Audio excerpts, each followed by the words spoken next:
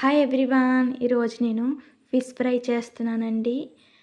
ముందుగా ఒక బౌల్లోన 1 స్పూన్ కారం, 1 స్పూన్ సాల్ట్, 2 స్పూన్స్ శనగపిండి, 1 స్పూన్ అల్లం వెల్లుల్లి పేస్ట్, 1 స్పూన్ జీలకర్ర పొడి, ధనియాల పొడి వేసుకొని కొంచెం వాటర్ వేసుకొని బాగా కలుపుకోవాలి. చేపలకు పట్టించాలి కదా, కొంచెం లూజ్గానే కలుపుకోవాలి.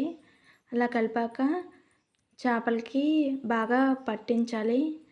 అలా పట్టించిన తర్వాత 10 మినిట్స్ పాటు పక్కన పెట్టుకోవాలి. అలా పెట్టుకున్న తర్వాత స్టవ్ ఆన్ చేసుకొని ప్యాన్ పెట్టుకొని 2 స్పూన్స్ ఆయిల్ వేసుకోవాలి. ఆయిల్ హీట్ అయ్యాక చేపలు ఫ్రై చేసుకోవాలి. మీడియంలో పెట్టుకొని చేసుకోవాలండి, లేదంటే మాడిపోతుంది, అసలు ఉడకదు.